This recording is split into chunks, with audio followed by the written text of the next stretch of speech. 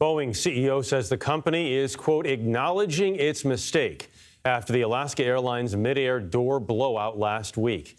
This comes as Alaska and United Airlines, the only two U.S. carriers to fly the Boeing 737 MAX 9, say they found loose bolts inside several other door plugs on the jets. Kris Van Cleave has more on the investigation. It appears it's all about the bolts. Investigators are increasingly focused on the four powerful bolts that should have kept the door panel from flying off this 737 MAX 9. They're unaccounted for. We have not yet determined if they existed there. So if the bolts are there, the door doesn't move up, which means it doesn't fly off. Yes, if the bolts are there, it prevents the door from translating upwards and disengaging from the stop fittings. And flying off the plane. And flying off the plane. Sometimes called a door plug, the panel replaces an optional emergency exit. It's visible from the exterior, but inside appears as a normal cabin window. Both Alaska and United are finding some with loose bolts on their now grounded planes. United saying it believes it's an installation issue. If you can't trust the manufacturer to tighten those bolts, can you trust them to tighten all the other bolts in the airplane? Right now, we are focused on the evidence. We deal only with facts, and we're going to have to look at this aircraft. We will go broader if we need to. CBS News has learned investigators want to know if Boeing has received damaged door plugs from its supplier. A month ago, a federal complaint by former employees of that supplier, Spirit AeroSystems, alleged the company's products frequently contained defects. How comfortable would you be getting on a 737 MAX today? I flew on two 737 MAXs to get from Washington, D.C. to California yesterday. Billy Nolan is the former acting FAA administrator. Is there a sufficient amount of FAA oversight of Boeing and its suppliers today? I would argue that there is, but I would say as we go through this, is there something additional? So this is the right case to ask ourselves these questions. What have we missed, and what else should we be doing? The NTSB is planning to use forensic science to try to determine if those bolts were ever installed. Boeing says it's committed to meeting the highest safety standards. Spirit AeroSystems says its focus is quality. Hundreds more flights are expected to be canceled again Wednesday. Jeff? Kris Van Cleave, thanks so much. For more on this, let's bring in Kelly Bartlett. She was one of the 177 people aboard that Alaska Airlines flight on Friday. Kelly, it's good to see you. Glad you're okay. Thank you. Can you just start by talking about exactly what happened in that moment? Yeah, it was a scary moment.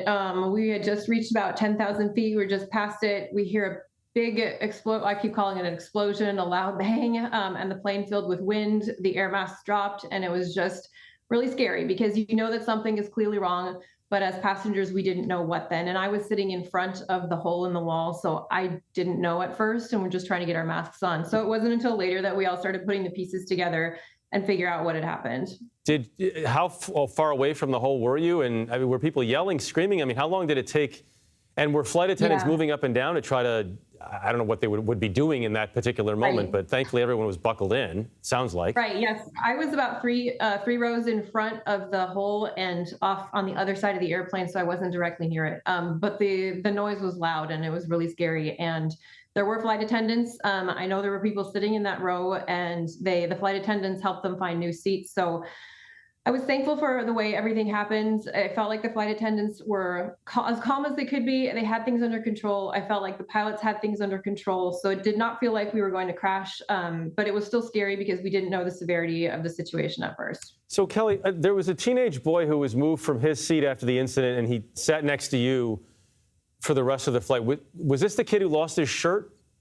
Yes, he was sitting in the middle seat of that row where the wall blew out, and because of the suction was so strong, he got pulled, his shirt got ripped off just because of the suction. And so that's why he jumped into an empty seat that was right by me. And I was confused because I didn't know where he was coming from, and I didn't understand why he didn't have a shirt on. So it took a little bit of communicating with him until we kind of figured out what happened. And I just can't believe how scary that moment must have been for him and for his mom who was with him. Yeah, seriously. What did he say to you? I asked him if he was hurt. I said, were you sitting by that window? We were just messaging on my phone because we couldn't talk because of the our oxygen masks, and the plane was so loud. So I said, were you sitting there? He said he was. And he said he was not hurt. He gave me a thumbs up, and I know he meant physically. Mentally and emotionally, I don't know how he or his mom are faring right now. I can only imagine. But he seemed to be in good spirits despite what had happened. I know he was really shaken up. We all were. And he was the one who was sitting right there with his mom. So I just can't imagine how scared they must have been. I think we were just looking at maybe some messages that you had exchanged with him. Was this, I assume, after the flight?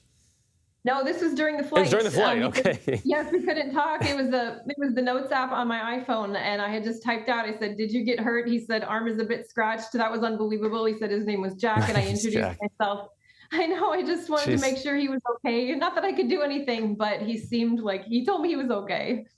That's so very nice of you that you were so concerned about him. It sounds like the passengers, all the passengers, were pitching in to sort of make sure everybody else was safe. Kelly, how long did it take then to get back down to the ground, and how was the evacuation process handled? Yeah, it was we had only been taken off about 10 or 15 minutes prior, so it was about the same amount of time to get home, maybe 10 minutes, maybe 15. It seemed, people say, did it seem longer than it was? And I don't think so. It seemed like the same amount of time because the descent actually felt very controlled. I did not feel like we were going to crash. It seemed like we were going back down to the ground, which is all anyone wanted to do. And then as soon as we landed, there were cheers and claps. Everyone was relieved. You could feel the adrenaline level was really high, stress level was high, but the paramedics came on board right away and they asked who was injured and they attended to those people first and got them off the plane and got them taken care of. And then we just deboarded just like normal. We didn't have to take an emergency exit. It was just all normal. Has this changed your thoughts at all about flying or flying in any particular sort of planes? It was nerve-wracking. I did end up getting to my destination that night because Alaska rebooked me. So I did end up flying that night, and it was very scary to go on another plane.